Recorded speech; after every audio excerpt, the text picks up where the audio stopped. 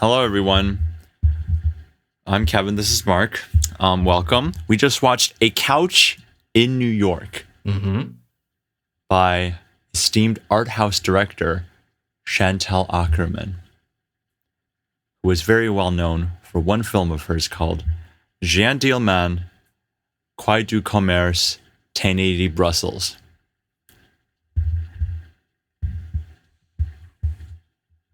This is not one of her art house films.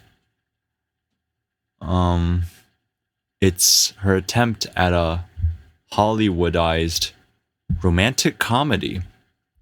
This film was exceedingly hard to find. Very hard to find. But we found it. We found it, yes. How did we find this movie initially? Do you remember? Oh, how do we find, I think we saw this on Letterboxd and saw the poster and thought, what in the actual fuck is this? Oh, yeah. Letterboxd. Yeah, exactly. Yeah, that's how we knew of this movie. And then through certain means, we were able to acquire it and we watched it. And now we're going to give our thoughts on this film that you probably have not seen. All right, you give your star rating first. Really? Yeah, I'm okay. I'm certain about this. I'm giving this 4 stars. 4 stars as well. Yes. Yes.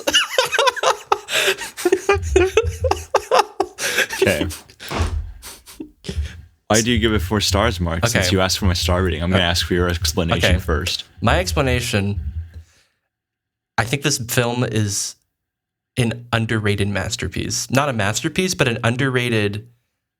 I think it's very misunderstood. Huh.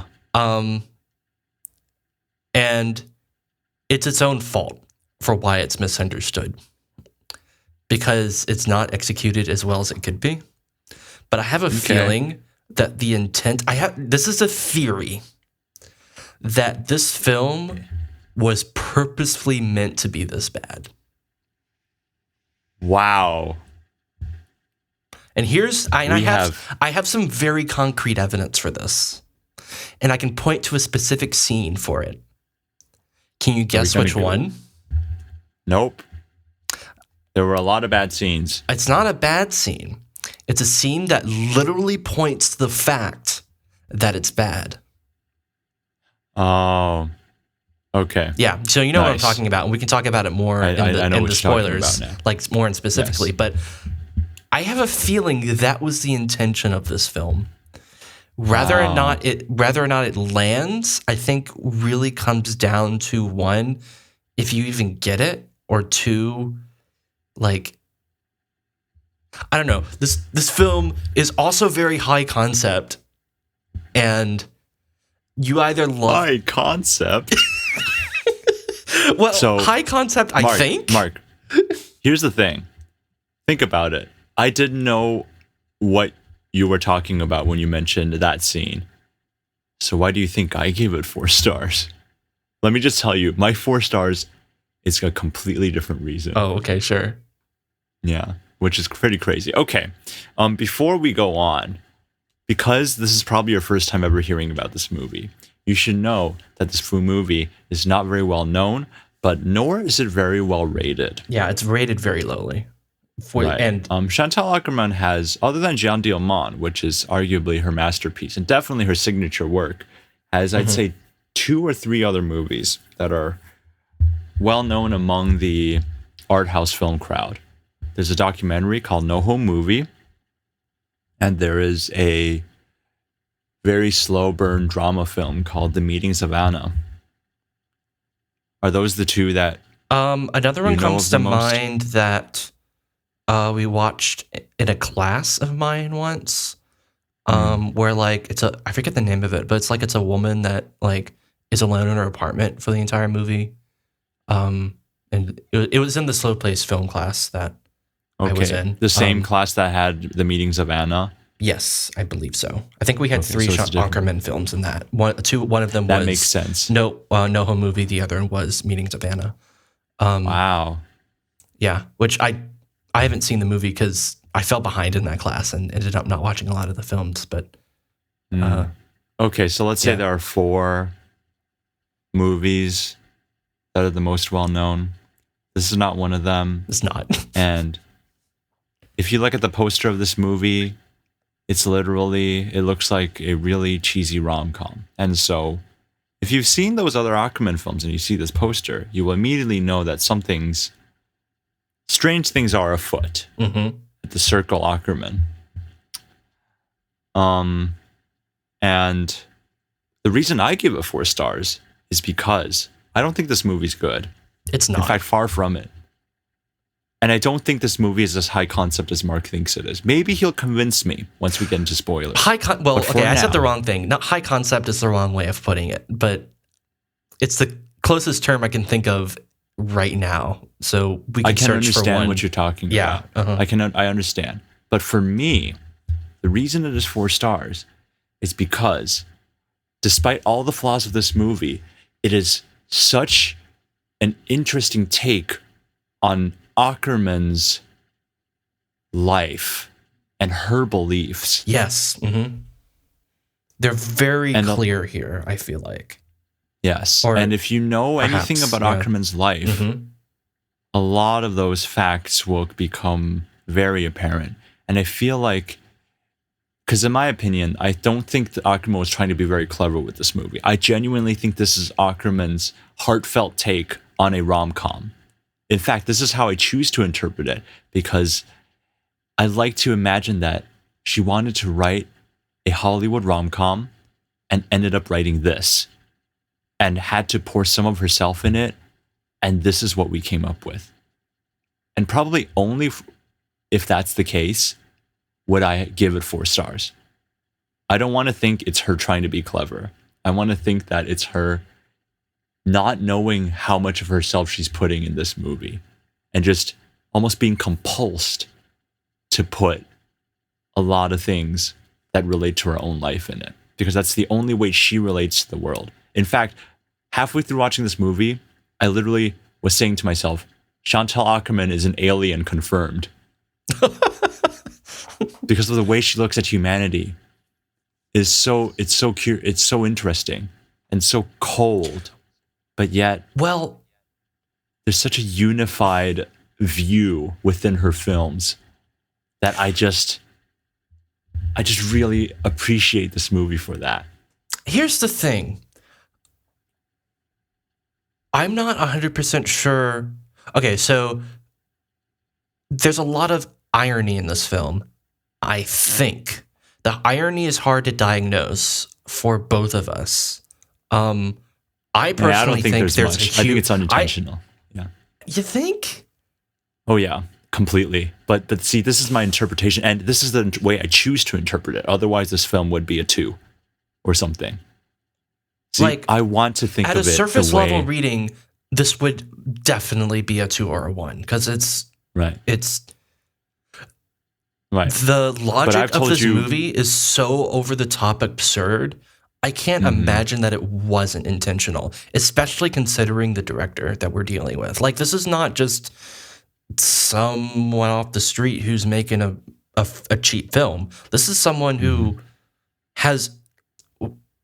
We know they have a very specific vision for their movies.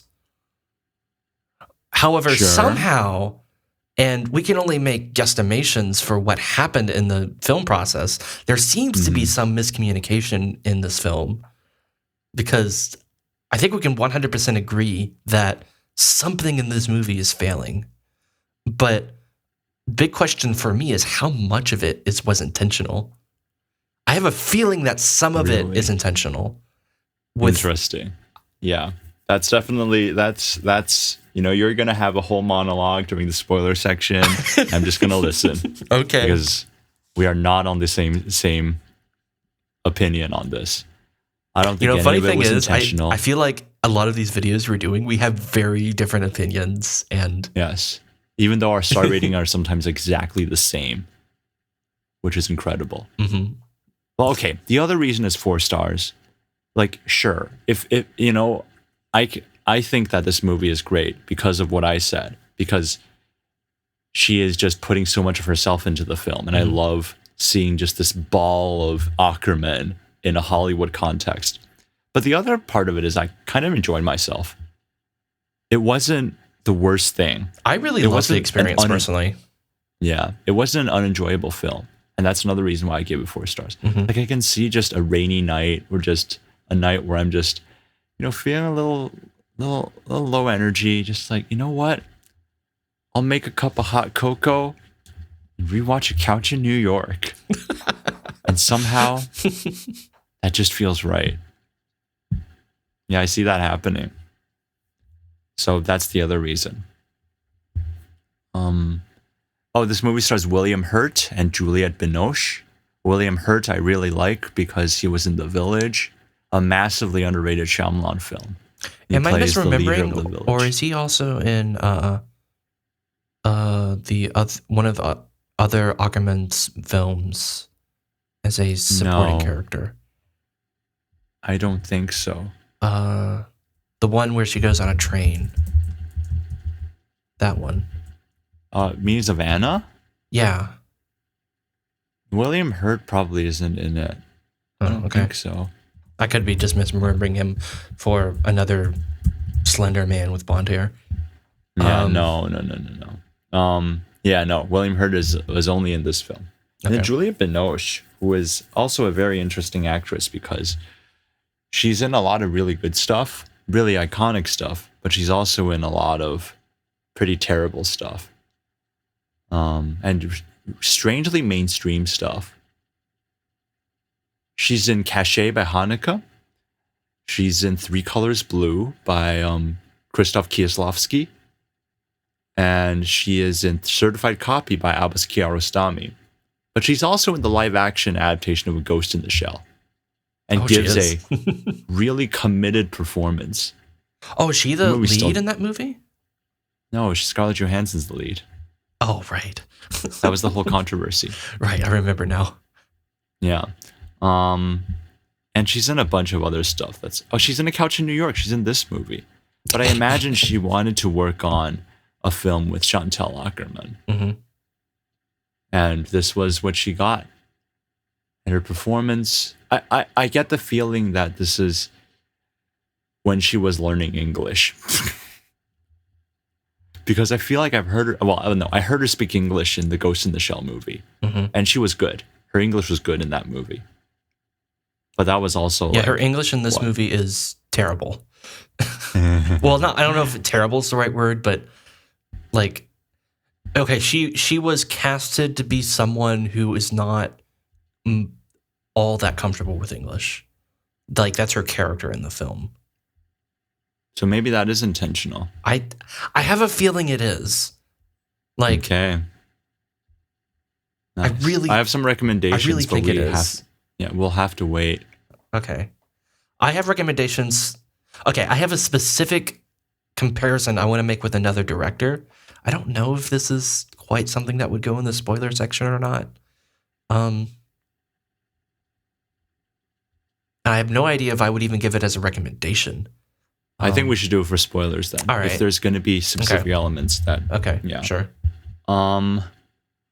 That's it. That's it for spoiler free. Because.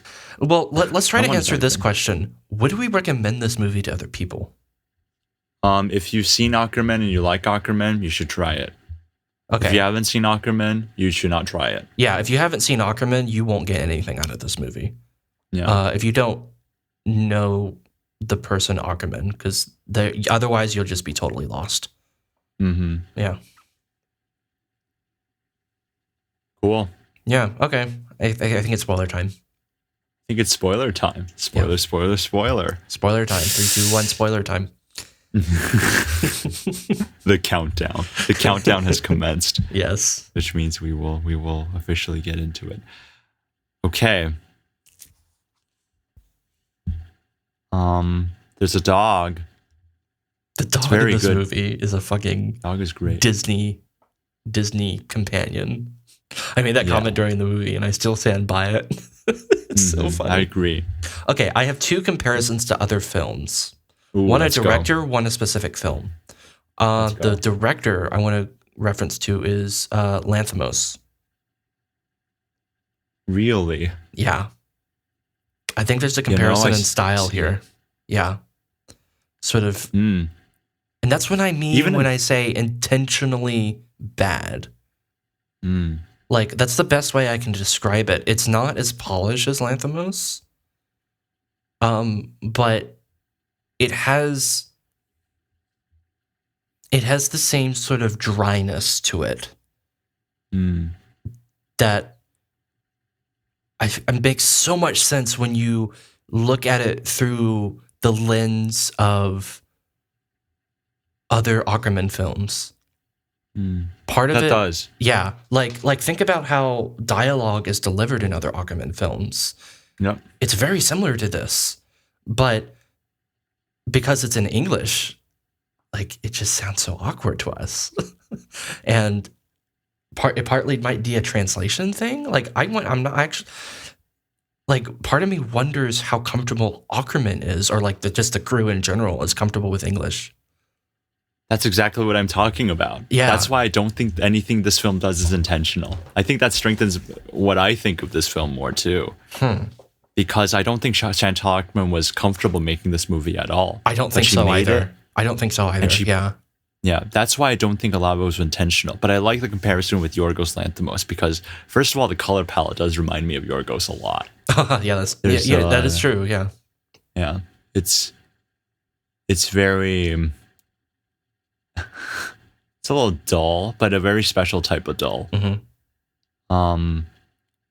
And yeah, the dialogue does remind me of something like Dogtooth or Alps. Yeah, I see it. Okay, but the other comparison I want to make is to, the name is escaping me. Starts with an S. It's Lynch. Mulholland Drive. Why did I think S? That's so strange. Yeah, Mulholland Drive. Specifically the scenes that are played to look like bad television. Okay. Lynch is good at that. Yeah, like, I'm getting the feeling that this film is trying to do something similar. This film However, came it's muddy. Right before Mulholland Drive. Yeah, it did, right. But I feel like we're both right in some aspect that perhaps she was going for that style, like is in her other films, but there was a translation error with it being in English. Well, you have to admit that she was trying to cover modern movie tropes, though. At least modern for the 90s. Modern? I have a feeling she was making fun of them, though. So much of this smells like satire to me. Because the script makes no sense and is so ridiculous. Like, I don't know. Looking through an avant-garde lens, this feels... I almost might make another comparison to something like Daisies, which is, totally different film. But you're not going to believe the movies I'm going to compare it with. I think the movies I'm going to compare him with will reveal what I think of this movie. Okay, all right. Versus what you're saying. But no, I want you to finish your point. So talk about the comparison with Daisies that you almost want to make. Yeah, so like, it's a rather weak comparison. But because...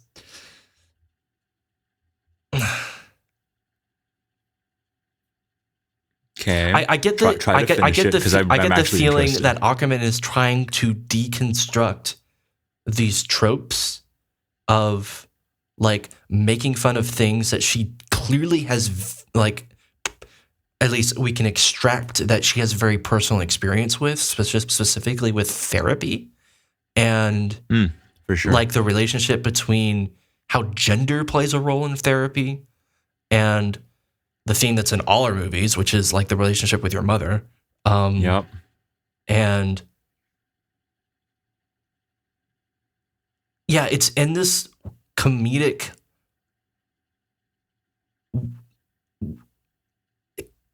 I don't know. I'm finding it hard to think of specific words. So how about you go?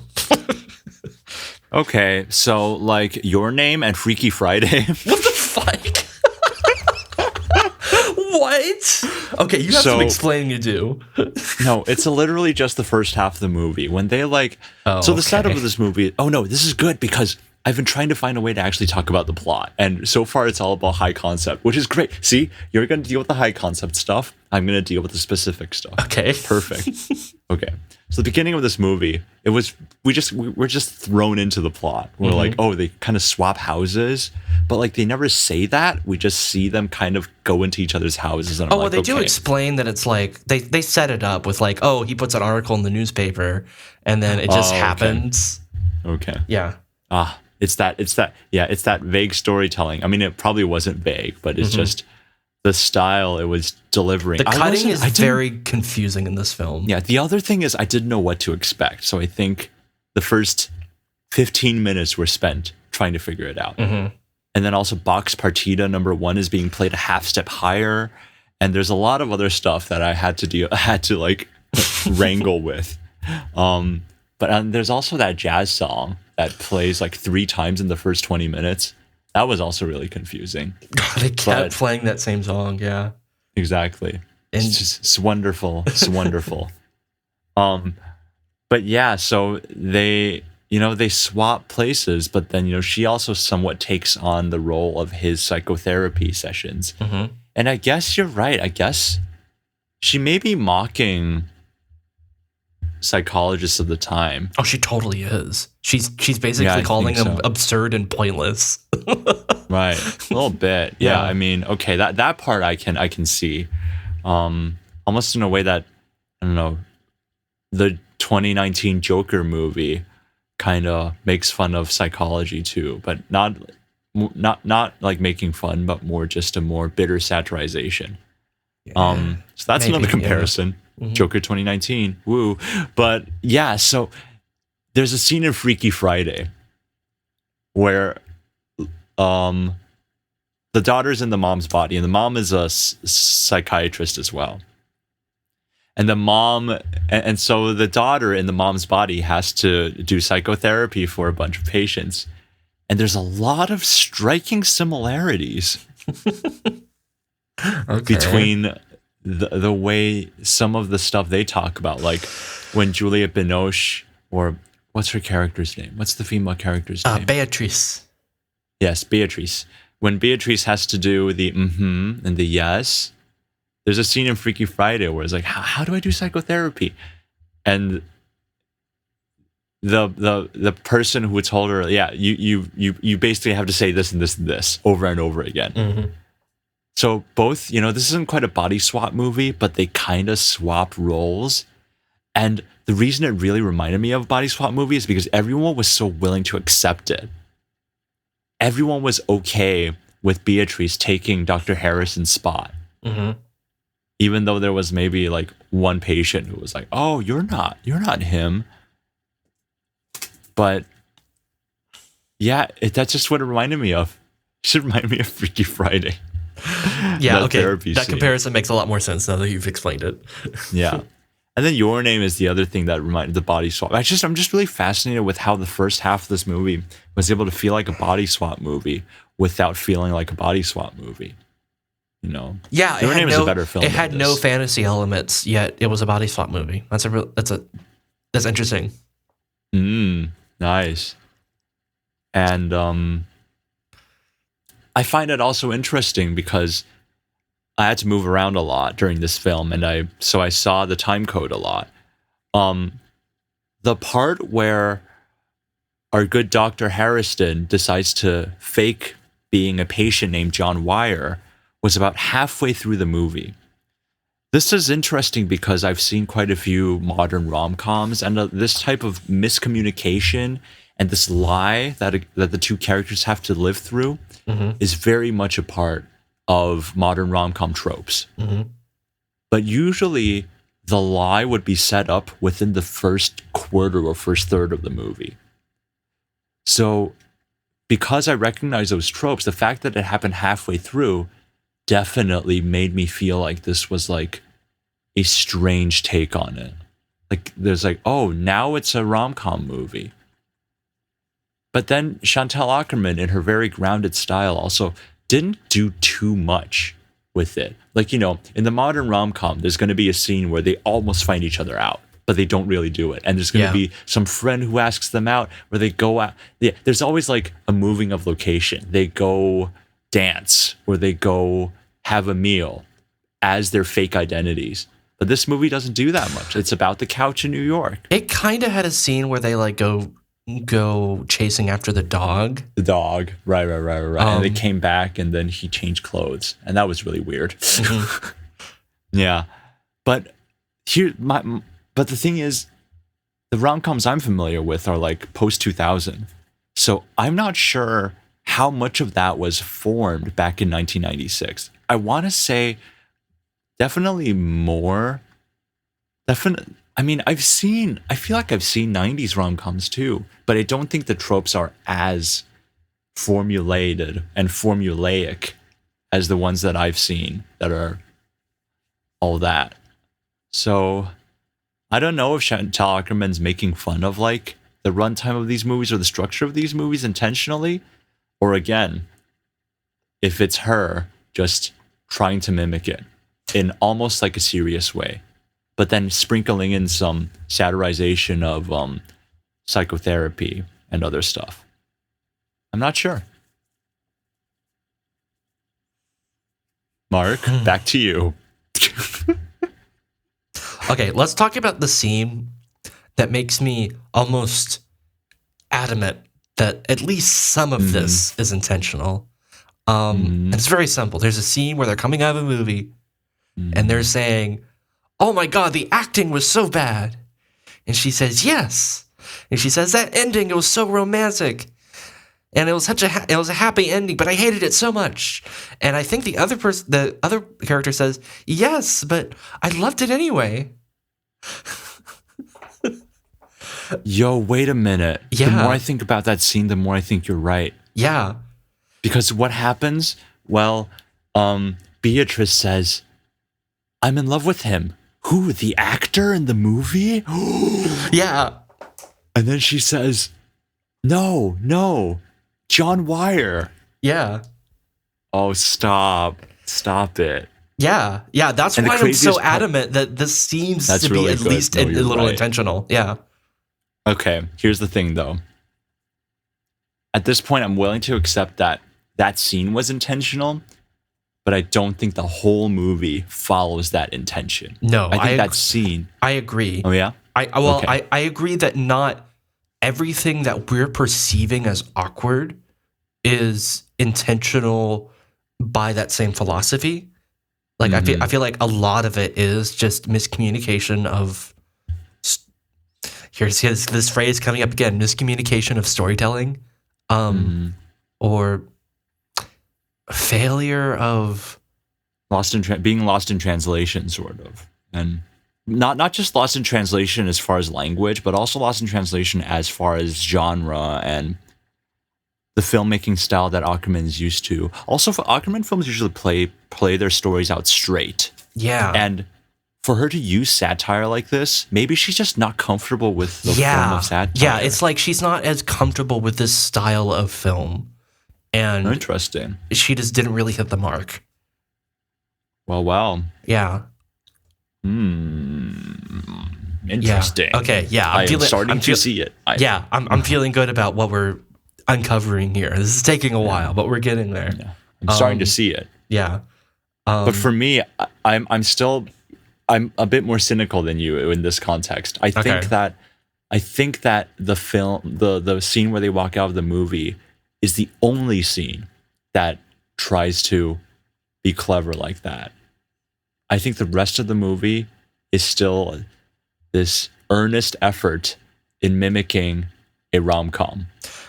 I think it's trying to be both. I think it's trying to do a little bit of both. Yeah, it's probably somewhere in the middle. But see, here's what I think. So there's a lot of mentions about people loving their mother and the ancestral part of like falling in love with the opposite sex, right? I think that she was trying to make the characters feel relatable. And so the only way she could make them feel relatable is to talk about Freudian psychology. That's how I'm interpreting it. Okay. And I kind of love it. That's why I don't want to let go of my interpretation, because I just want to know. I just want to imagine that Akerman's just trying to relate with people and trying to make her characters relatable, but instead she just kind of throws out these crazy ideas, almost in a way like Woody Allen or Jean-Luc Godard does, but not as, I guess, showmanship-y, because Jean-Luc Godard throws off references like some sort of madman, just like, ooh, do you get this reference? You don't? Too bad. Okay, now I'm really interested if like she's unfortunately not living anymore, so it's not, but I'm really interested if there's like an interview or some documentation somewhere where she just talks about her intention with this movie. A Couch in New York. A Couch in New York, an interview with Chantal Akerman. Well, if we look at the wiki page, because I want to know if this film premiered in Cannes. Oh my God. Right. Imagining this in Cannes. I cannot. Balenciaga. Distributed by release date 19 February in Belgium. It doesn't say which film festivals. And the whole Wikipedia article isn't really thorough, which is a bummer. But I feel like of all the films that she's made, this is not the one that people aren't even going to be interviewing her about it. I feel like it's more just going to be a William Hurt, Juliette Binoche sort of interview. That is interesting. This might have been something that was swept under the rug just because it didn't go so well, if I had to guess. Right. Man, but those 15 minutes of just constant talk about mothers, it just made me feel so much, because knowing what happened with her later on, after her mother passed away, she basically, I guess she just, it hit her so hard that she ended up committing suicide as well. Well, not as well, but she ended up committing suicide. And it's kind of a very haunting story. And she has a documentary film about her mother that she filmed, and then but another movie. But it's important to understanding the director for this film, and the fact that in 1996 you can already see that. Well, it also comes up in a lot of her work. Like, arguably Jean all of her Dielman work comes up because there's something about a mother relationship. Right. But Jean Dielman, it doesn't seem as something sinister or something that important yet, because it's very much about this housewife. I mean, she has a son, but their interactions are it's a little more subtle. But I guess if you know what happened, if you know these other films that she's made as well as her own life, you can see the Jean Dielman thing, the mother-son relationship, as something different. When she like forces him to take a walk, just like after dinner, and they go through the dark streets. Yeah, routine is a really strong theme in that movie. That's for sure. It hits you like a truck because of how it's executed. But I want to talk about my favorite scene in this movie. And what is your favorite scene? I think it's arguably the one time where we get Akerman and her element, where the film almost transitions into a style of film that she's more comfortable with outside of the rom-com. It was the very first. Or was it the first? No, it was like the second or third time we see them in a session. And is it the silent? It was the silent one where they're not talking much, and they're just like sitting there, and then the lights go out, and it's like plot wise, it's very cheesy what's going on. But I wonder for me, like that was like a really intense moment. Because I wouldn't call it intense, but I will tell you that is the moment the movie became 4 stars. Nice. That was the defining moment for the film, where I'm like, oh, holy shit, it's Akerman. Yeah. Holy shit. Yeah, it's like, there she is. Yeah, exactly. That's Akerman. Exactly. There's Akerman that we know and but love. I mean, we're going to get back to that, but also like the film is very well shot.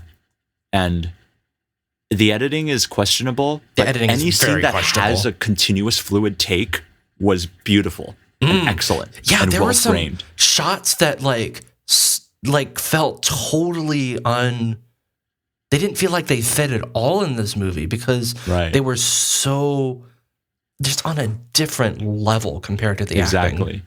Like and the acting feels like it's just from the lowest TV movie. Oh my god, the lead guy's puppy dog eyes that appears like 5 times in this film. I can't stand them. Oh, there's one when he is like drenched, or no, he wears this stupid t-shirt. And then there's a scene where he's just looking at the female lead, and then we see him with his puppy dogs, and I'm like, really? That's the guy you're in love with? Really? It's just, they find ways to make William Hurt look ugly. Mm-hmm. Yeah, and I think William Hurt looks okay in his other films. So that's interesting. But yeah, no, that scene is great. It's a great scene. What's interesting, though, is some of the shots, like,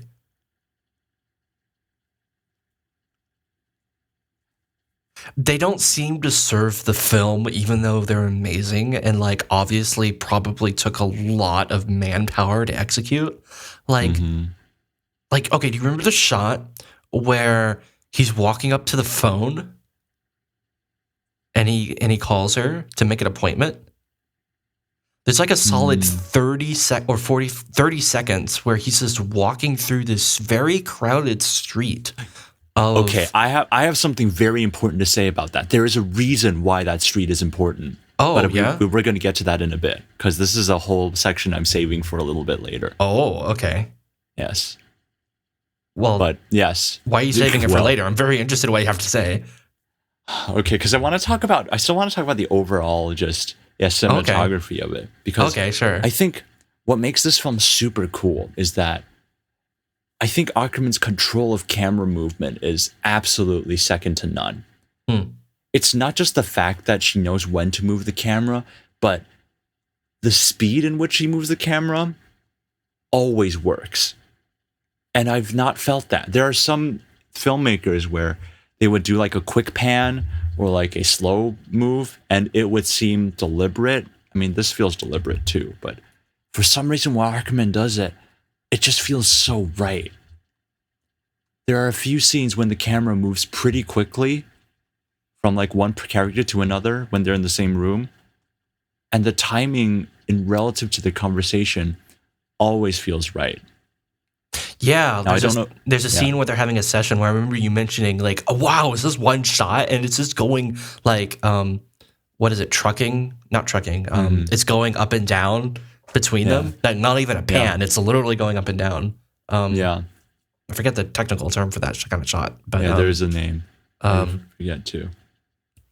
But yeah, it's weird though. This is a really interesting example of a movie that has excellent camera work and questionable editing. Exactly. I agree. And again, I don't think Akerman's her own editor. The editing for this movie just feels like it was out of her control and very, very not hers. And it makes for some hilarious moments. Yeah, I feel like that. Oh my gosh, the swimming scene. Well, okay, that I think that comes from the script a little bit. Yes, it's true. But it's also in the camera work, I think, is responsible for the hilarity in the swimming scene. And the thing is this: most of the film feels like the time it was filmed. It feels like the mid-90s. That swimming scene, all of a sudden the graphics get so fuzzy. Oh yeah, and then there was one shot, that looked like a mistake where the color grading just went totally different. That I think was a mistake. Okay, whether the color grading was a mistake or not, that whole sequence when they jump in the pool, it just feels like I'm watching a late 70s, early 80s film. Like a Harold and Maude era indie romance, where there's a scandalous scene where the characters get into a body of water. Because back then that was like as sexy as a movie could have gotten. And I felt that. I'm like, wow, I feel transported back in time right now.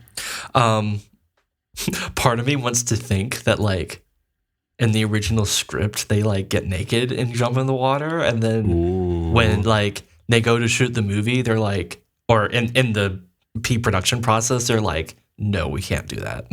So they keep that scene anyway, but instead they just keep their clothes on. Oh, wait. Maybe. Actually, no, that's actually not true. Because that can't be the case, because then they go back and they change their clothes, and that's like an important plot element. Okay. Theory debunked, but that would have been really funny. Yeah, that was a bit of a stretch, I have to admit. But the changing part after, it was cut so fast, and then she comes out of a room to like a bathroom or something to see him in his own tux. Mm-hmm. And it took me like 15 seconds too late to know what's going on.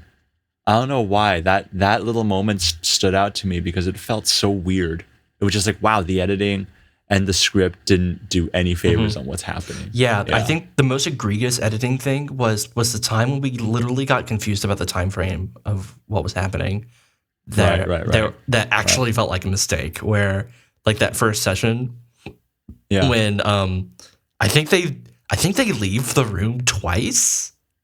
They leave the room twice, and then he goes back to the same area where he meets his friend. Yeah. And it's the same time of day. It is literally the same. Like, they probably did the two scenes right after one another.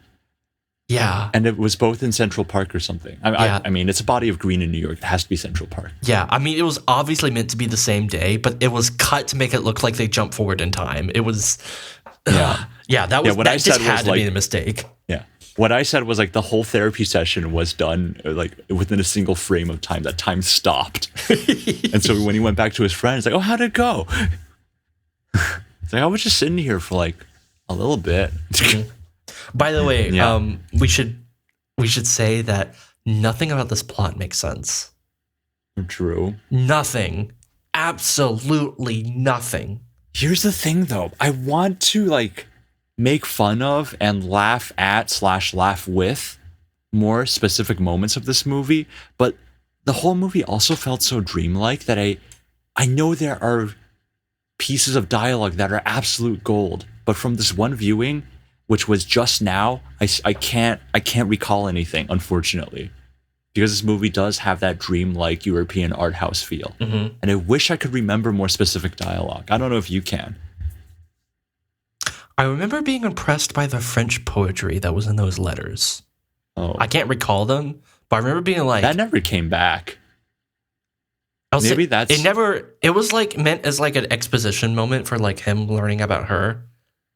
Right. See, that's the thing. I feel like Chantal Akerman, she's a very feminist director. And I think maybe, now we've kind of swapped. I'm thinking about the big ideas now.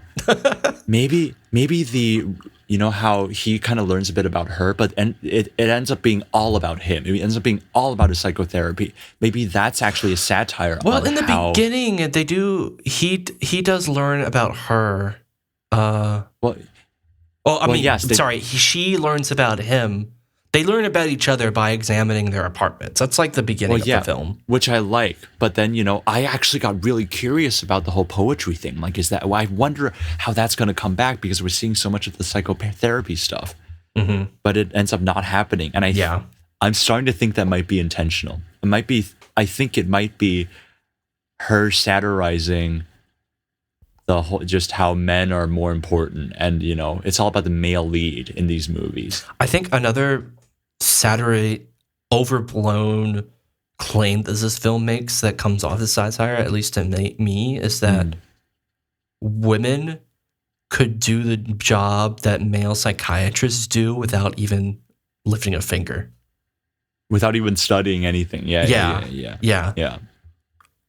I will say the moment when he first visited New York, just like for a conference or whatever, or in the name of a conference. Was it a conference? It sounded like to me he left because he was just pissed about like the plumbing not working and the noise on the roof. And yeah, I think so. But there was an excuse he made at one point. He's like, "Oh yeah, I have a conference here." Okay. Like, yeah, okay. Right. But I just remember, The Office.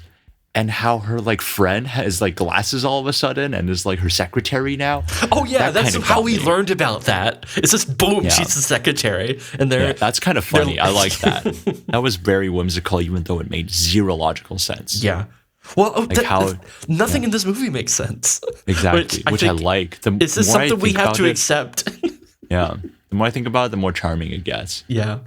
Just kind of charming. And yeah. I'm going to talk about the whole walking to the phone scene in a bit. Okay. But let's talk about that last romantic, the romantic ending where he goes back to Paris and they hide behind bushes and they exchange a bunch of dialogue that was repeated earlier in the movie. Like, oh, it's like a jungle. Mm-hmm. And I don't know, when they finally see each other, they were so fast to accept it. Like even the worst rom-coms, worst mainstream rom-coms, they make up something like, I didn't know it was you. No way, how could it have been you? This film, she just jumps onto him and it's like, okay, happily ever after. I thought it was really interesting how immediately when it happens, happy music starts playing and then the camera starts drifting away and getting further and further away. And also, they switched to French. Right. What the fuck was that? What was that? I'm not sure what to make of that. They just suddenly speak a bunch of French. I have no clue about that one. Oh, and then you know what I thought was what else was funny? They walk away, but the dog doesn't follow them. Oh my god, he just kind of stays there. The dog in this movie. Yeah, we all knew that the dog loved following our female character Beatrice. So maybe because the guy is back, the dog just ends up staying there. And I actually took kind of a lesson from that. No, I took a moral from that. I'm like, oh, really? Even though they're together, the dog is like the sign that there's still some work to do. There's still going to be some work to do. Dude. I don't know. It is a stretch, but that's a stretch. It is a stretch, but that moment it hit me, and I think it's worth something. So I'm going to say it. That dog is the not so happily ever after of the happily ever after. I don't know, man. I have a feeling it's just they didn't want to go to the trouble to train the dog to jump over the window sill. But I love it. I like my theory so much. It's just a theory. I did not say that there's evidence. Okay? I just want to interpret it that way because I think it's poetique. Okay, I guess they could have I don't know. The dog is a Disney character. They could have done anything they wanted with them, I guess. Well, the other thing is I'm just looking for something in this film, you know? Mm-hmm. And so when the dog was there, I'm like, what does that mean? And then I came up with that. I'm like, that's what it means. You know? So I'm happy with it. I like it. Okay, talk about the street scene. All right, so that street's very important, and I immediately recognized it. Oh, when he walked through that street, I'm like, wait a minute, there's no way. And it turns out, I'm pretty sure, because he claims that he's from Brooklyn, and it's like a Brooklyn number, you know? Because that street, I believe, is the set of Do the Right Thing. Excuse me, what? Are you saying that Akerman is making a reference to that film specifically? Yes, I firmly believe so. I firmly believe that Akerman was a big fan of Spike Lee and Do the Right Thing. And so she went to Brooklyn and filmed a scene where the character walks through that street through a bunch of African American people just to pay homage to that movie. And then there's another scene where him and his friend are like in front of a grocery store. Yeah, that grocery store was in Do the Right Thing under a different name, but I'm fairly certain. Wow. That's the same place. There's a chance it could be a coincidence where it's just common places where they film Hollywood sets. But you know what? There's a good chance you're right. Yeah, Do the Right Thing came out in 1989 and it shook the world. Do the Right Thing was such a phenomenon of a film. Apparently, it got the longest standing ovation ever in Cannes Film Festival or something. Wow. Okay. At least for, that type of movie, like an African-American directed film that really looked into very complex racial issues. Man, that film is so good. We need to watch it. I know you've heard of this movie. Yeah, I've heard of it. I can see the poster in my mind. Right. Is that the Boyhood director? No, it's Spike Lee. Spike Lee. Okay. Lee. Yes. You don't understand how good this movie is. Like, it's a movie where, everyone, it's on every film list. It's one of those, it's almost like I wouldn't call it a modern Citizen Kane, but I've heard Do the Right Thing as like the big influential movie. And I'm like, okay, yeah. But then I watched it. Okay, now that you say that, I'm starting to question my own theory that this is satire. Or exactly. At least that it's wholly satire. See, that's the reason. That's a really strong case that this is like a heartfelt, an earnest take. Oh my gosh, we have communicated our thoughts to each other. Okay. And yeah, it's happened both ways. Yeah. I still think there's definitely satire in this film. I mean, that's unquestionable. Well, no, I think there's 100% satire of theme, but the question is how much of the cinematic medium and storytelling is it satirizing? That's the question. True. That is interesting. I mean, both are interesting, but that's the one that we're more uncertain about. Yeah. But yeah, man, when he walks through that, and he deliberately puts a lot of African American, what are they called? What are they called? Like the pedestrians on the street in a movie scene. There's like a name for it. The extras. Yes, exactly. Yes. With all the African American extras, I'm like, man, this got to be an homage. It's so deliberate. Okay, I buy that then. I see. Yeah, because it seemed to have such high production value, and it didn't serve the story at all. So I buy it now. That has to be a reference. Yeah.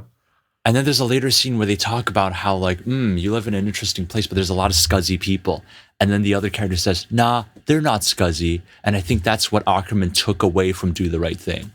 Saying how that movie gave her a different perspective on the African American people. And I think these two characters are just like it was sort of an echo or a butterfly effect of what that film did to people. Interesting. Yeah. Which I thought was kind of great. And the more I talk about it, the more I'm just like, oh, I want to watch Do the Right Thing right now. Perhaps we should watch that, put it on our watch list. Because it's kind of, it's a hard-hitting film, but it's also one of the coziest films I've ever seen. Yeah. And it's got some French New Wave influence. Interesting. The way it's shot. Oh. Okay, so there's definitely some interaction between the two worlds. Yes, you need to move the topic right now because I feel like I can't stop talking about Do the Right Thing. But I feel like there's not much to talk about after that. I feel like that's it. Is that it? Oh, I have another recommendation. Okay. This is literally just the most random association. This has nothing to do with the theme of the movie. This has nothing to do with the director or the acting or anything. It's just there was a patient of Dr. Hairston / Beatrice that had a very specific voice. He's the guy that I said looked a little bit like Dr. Hairston. He's the first patient that Beatrice sees. And he comes in and does this whole monologue on like his life. He had a very distinct performance, I remember, yeah. Yes, and his voice was extremely low and monotone. And here's my recommendation. It's actually an album. Oh. Like musical album. If you want to hear a band where a young boy sounds exactly like that guy mumbling, like uncannily, about existential stuff, may I recommend Spiderland by Slint. Oh my gosh, that's such a out there recommendation. I know, but Spiderland by Slint is one of my favorite albums, and it's one of the alt-rock sort of classics that no one in the mainstream really knows about. So it is my chance to recommend this album to you. That's it.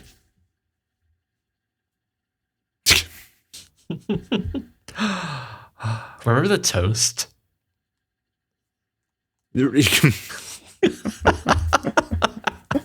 I do remember the toast. There's so many small things in this movie that are such what the fuck moments. Yeah. Like the hammering on the roof. Yeah. Oh my gosh, the way this man. That was crazy. Just the scene where he talks, and then there's just so much hammering. Mm-hmm. Yeah, that's nuts. And then, oh my god. And then right after that, he gets a voicemail, and it's like the guy on the voicemail is literally saying it as if he was in a movie. Or like as if he knows that it wasn't Beatrice at the house. Like, why won't you answer me? Why won't you answer me? Why won't you answer me? In French. In a way that like isn't it's like fully transparent what the actor is doing. Do you remember that? The voicemail scene? I think so. Yeah. Oh, the voice acting in that voicemail was so beautiful. Oh, I'm realizing this is another Akerman film to feature voicemails. Oh wow, real? Yes. Yeah. Yes. Which is interesting. What were some of the dialogue that the main guy did that was funny? The entire first scene, it sets you up for this to be an absolute train ride. What was the first scene again? The very first one? I don't remember what he was talking about, but I remember the performance being so strange. Right. Oh, the patient, not the Campton dude. Yeah. Oh my god. That was so weird. Yeah.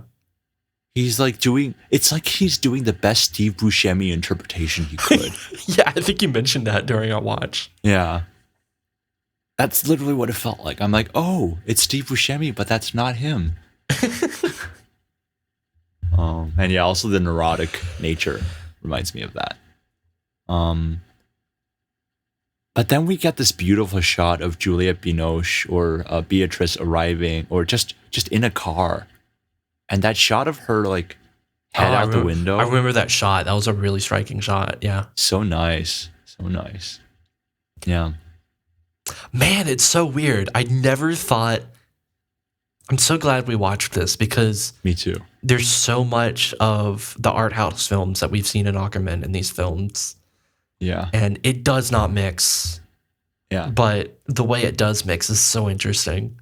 Yeah. It even reminds me, some of the more stiller framed scenes gets me a tiny bit of the Seventh Continent vibe. Huh. Okay. Just the camera work, not the theme or subject matter at all. You'd call Hanukkah French New Wave, right? No. That's not French New Wave. French New Wave was like Pierrot Le Fou. Oh, like, okay. Really frenetic and fast. No. He's French Hanukkah though, isn't he? Huh? He's French, isn't he? Hanukkah's German. Mikhail. Oh, that's right. I feel Mikhail embarrassed Hanukkah. now. Yeah. That's okay because he's done so many different films in so many different languages. Yeah, it's hard to remember. He's very multilingual. Yeah. And since Juliette Binoche was in Cachet, it's easy to see, yeah. And Amour is French too, so. Yeah. Indeed. All that stuff. But no, there were some lines when they were having psychotherapy where the guy was just spewing out. Oh, there was a scene where someone was ordering from the dude's friend, ordering food. And then there was like this stream of consciousness conversation between the three of them. Do you remember that? Oh, that came off like a Costello and the Abbott and Costello. Yeah, Abbott and Costello scene. Interesting. I'm not familiar with strange. Abbott and Costello at all. Yeah, I actually memorized and performed their Who's on First sketch in the 5th grade. Wow. That's so cool. I got to get real nitty gritty and that pacing of comedy. It's interesting. No, it did feel like that. I feel like almost like an homage to your Three Stooges. Yeah. And just the very fluid and well rehearsed. Yeah. Yeah, that was a really.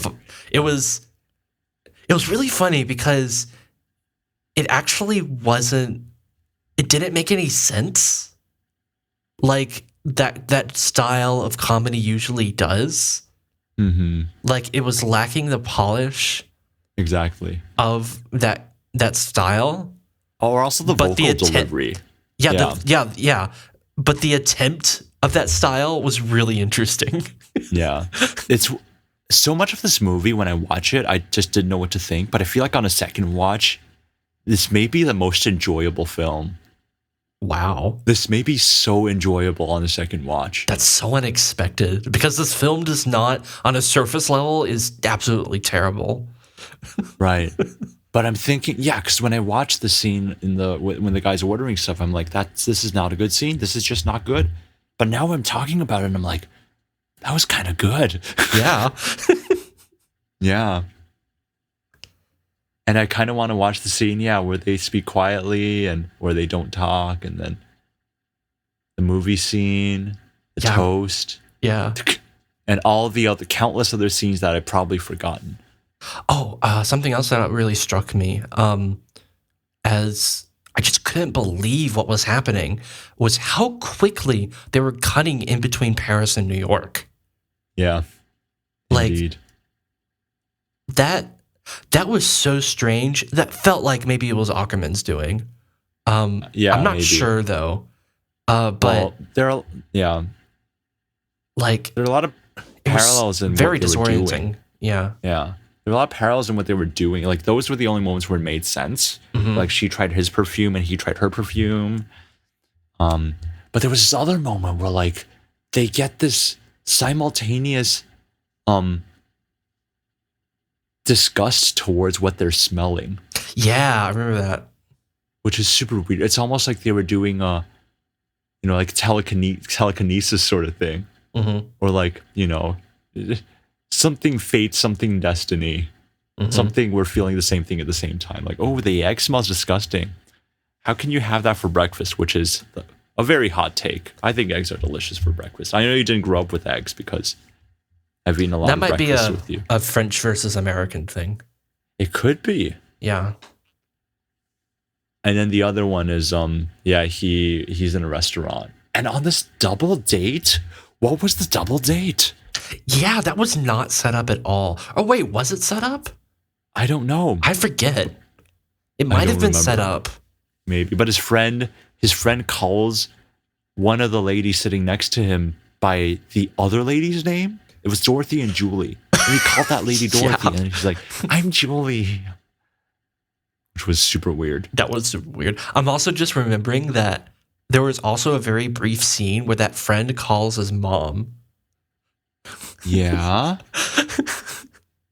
I don't remember that. It's not. I think the mom called him. I forget if they made it clear who called who, but he's talking with his mom on the phone and he's like, yeah, he's getting married. What? No, I'll get married someday, Ma. You see. Oh, yeah. That was interesting. Yeah. I don't remember. Was it outdoors? No, it was indoors. They didn't have cell phones. What am I talking about? Wow, I don't remember. I remember now that you say it, I remember all those words, but I don't remember what that scene looked like at all. It just passed by like a dream. And then the other scene with the phone was... Oh, that was so bizarre. Do you remember like when she tells him that she's leaving? Yeah. Like the pacing of, you're there. Oh, you're not there. Mm-hmm. I love you. Oh, wait, you're there. Like, not in that order, but like, you remember what I'm talking about? Yes. I love you. And then the phone hangs up. Yeah. And then, yeah, you're there, you're not there. And then, no, he says something to his friend as well. And no, you're still there. Yeah. That's her trying to create the romantic comedy tension. And then, like they missed the flight and all that stuff. So he was able to get there beforehand. It's like, oh my gosh, what's going to happen? But I guess that's also why I felt like the last romantic hurrah should have been more. But it's Akerman. So, of course, it's understated. Mm-hmm. Oh, the way he watered the plants at the end. Yeah, was so strange. It was calling back to like, I think in the beginning of the film, she asks him to take care of the plants. Or it's the other way around. I forget which. Maybe. But there's something to do with plants is a weird symbol in this film for something or other. A little weird, yeah. And there was the dialogue, like, oh, it's like a jungle here, which was something that she said about his plants when he was pretending to be the John Wire dude. But no, I have a weird theory where, like, when Akerman was directing the scene where he's watering the plants, she was like, I want you to embrace your feminine side when you're watering the plants. Because okay. He looked so feminine. Just his body motion, his facial expression, the way he reaches and waters it. Just like, man, there had to have been some intention there. It's like he's becoming her. Hey, it's the body swap. Wow. I'm serious. What? It's not that bit much. When are we going to see the Akerman body swap movie? Oh, I so want to. Freaky Friday, directed by Chantal Akerman. Please. I do want that. This is as close as we'll get, and I'm happy. Get an early 2000s pop song playing along with. Yeah. Yep. Of course. Okay. Well, I think that's it. Yeah, that's it. I agree. That's it. Great. Good talk. Good. I feel like we enjoyed this film. Yeah, it's not a 4.5 yet, but it's a high 4. It's 4. It's 4 for the experience. For me, it's actually I enjoyed. Just the highest 4. It's like cool. A really high 4. Yeah. Okay. Well, I hope you enjoyed this. And I guess we'll see you next time. All right, that's it. Bye-bye. That's it. Bye-bye.